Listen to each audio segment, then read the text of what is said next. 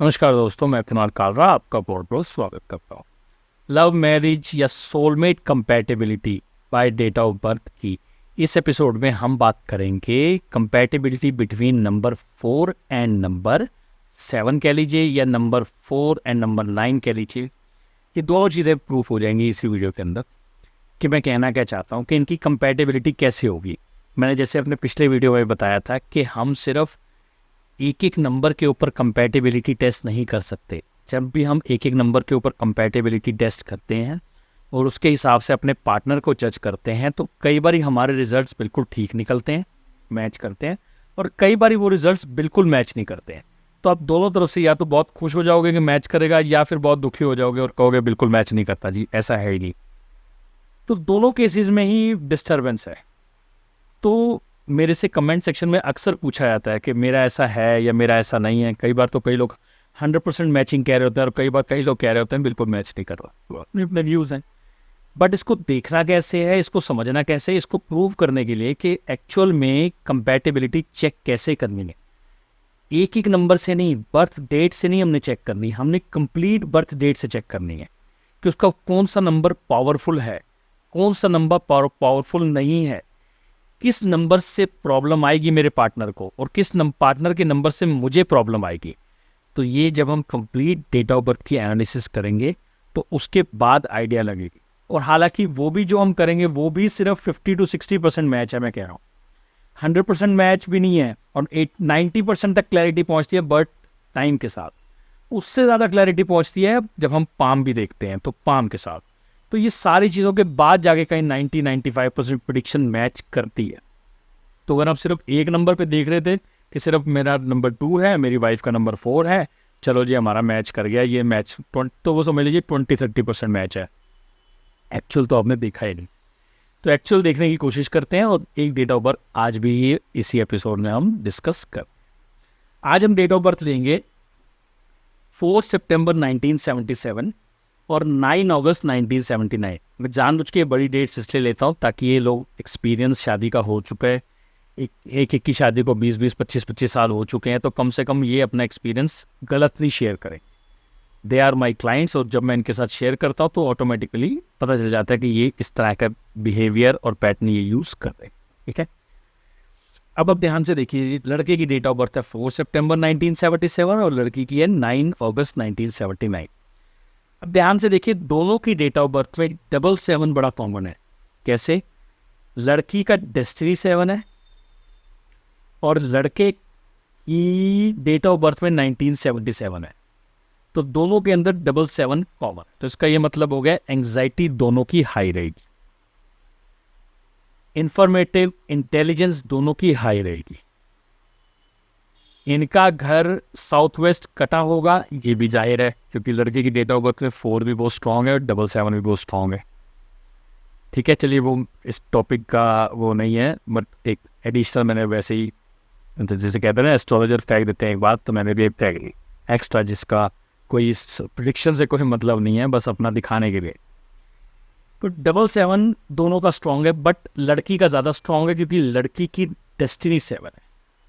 तो 77 दोनों का अगर कंपेयर करें तो लड़की का ज़्यादा स्ट्रांग है। इसका मतलब लड़की ज़्यादा इंटेलिजेंट है इन टर्म्स ऑफ लॉजिक मांगने में।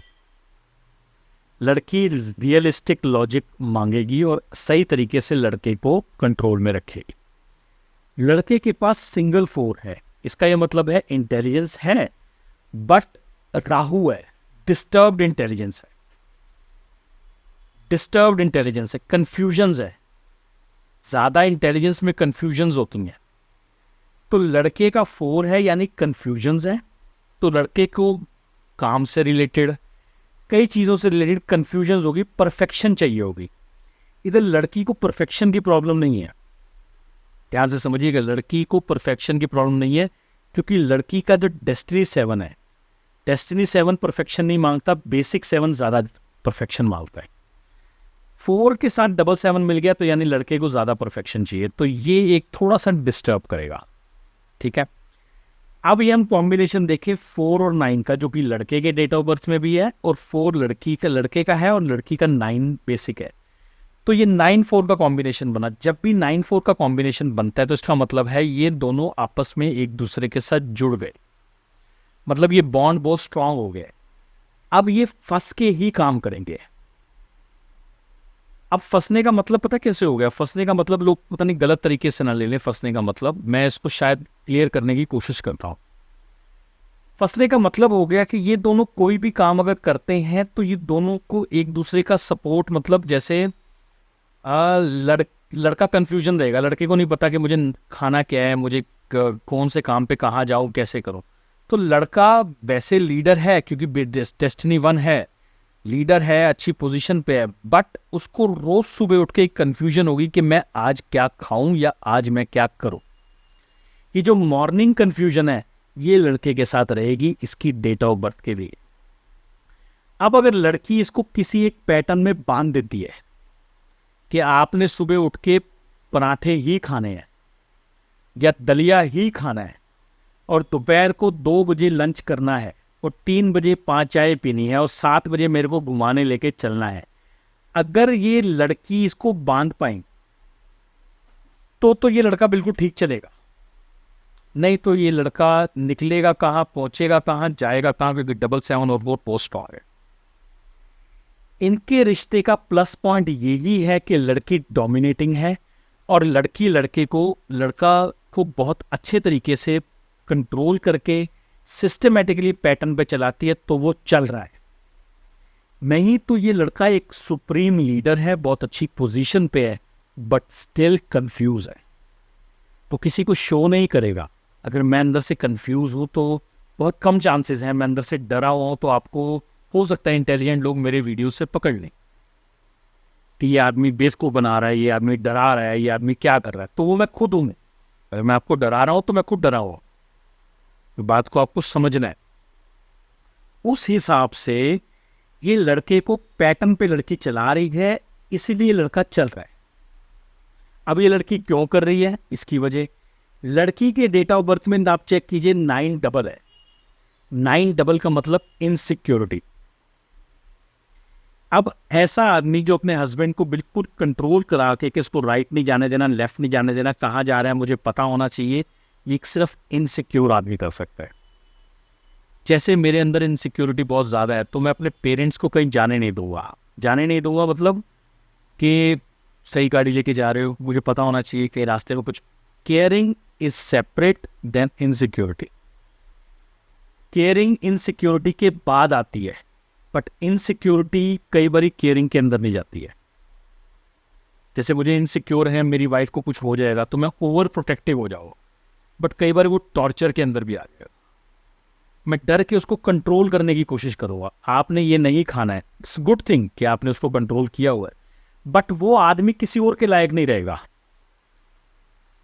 जहां पे आदमी बाउंड होके चलेगा, क्योंकि उसकी अपनी डेट ऑफ बर्थ में भी 4 सितंबर मतलब 4/9, तो इसका मतलब है वो आदमी बाउंड होके ही चलेगा, वो किसी ना किसी बंधन में फंसा रहेगा, या तो माँ बाप के बंधन में या किसी बंधन में। ये उसकी किस्मत में तय है कि वो किसी एक बंधन में फंसा रहेगा, या बीमारी के बंधन में या किसी बंधन में। बट इधर वाइफ का और डेस्टिनी 7 उसका बेसिक 4, तो ये कॉम्बिनेशन 4 और 7 का बनाता है, राहु और केतु का जो बॉन्ड इनको बनाए रखता है। तो ये बंधन में लड़का होगा बट उसके बाद भी खुश रहेगा। मतलब ये पहली जेल ऐसी है कि आदमी जेल में है बट खुश है, क्योंकि उसकी जेलर के साथ जेलर उसका फायदा करेगा। तो यहां पे जेलर उसका फायदा करेगा कंपैरेटिव टू उसका नुकसान करे। समझ रहे हैं? तो हम यहाँ पे 9 और 4 की कॉम्बिनेशन को गलत नहीं कह सकते, या 4 और 7 को इतना स्ट्रांग नहीं कह सकते। 4 और 7 स्ट्रांग है, इस वजह से बंधन भी लड़के को अच्छा लगेगा। तो ये दोनों अगर एक दूसरे के साथ हैं तो ये इन दोनों के लिए बेस्ट है, दूसरों के लिए चाहे नुकसान हो। यानी ये दोनों का बॉन्ड इतना स्ट्रांग होगा कि पेरेंट्स की तरफ ये ज्यादा नहीं सोच पाएगा लड़का, लड़की भी अपने पेरेंट्स की तरफ ज्यादा नहीं सोच पाएगी। और वैसे भी शादी का पेयर होता ही यही है कि आप एक दूसरे के साथ तो ठीक है, तो अगर एक दूसरे के बारे में सोचा जाए तो ये बेस्ट पेयर है। यहां तक कि बच्चों की भी जगह नहीं आ सकती इनके बीच में। मतलब कई बार आपने देखा होगा कई फैमिलीज के अंदर बच्चे डिस्टर्बेंस क्रिएट करते हैं पेरेंट्स के बीच में, बट हेयर ये केस नहीं होगा। बच्चे भी डिफरेंस क्रिएट नहीं कर सकते हस्बैंड वाइफ में, तो it's a very good pair. 4 और 7 की वजह से भी, बट नेगेटिव पॉइंट 9 और 4 का था जो फंसा के रखता है, तो वो फंसे हुए में भी फायदा है इधर। शायद ये थोड़ी सी कॉम्प्लिकेशन थी इस वीडियो के अंदर, मैं सही तरह समझा ना पाया हूँ, मैं खुद एडमिट करता हूँ, बट जिसके साथ ये चल रहा है, जो डेट ऑफ बर्थ को एनालाइज कर सकता है, वो समझ जाएगा मैं कहना क्या चाहता हूँ कि किस तरीके से हमने छोटे छोटे पॉइंट्स मिलाने हैं और एक खुले दिमाग से देखना है, सिर्फ एक छोटे नंबर्स के बेस पे नहीं देखना।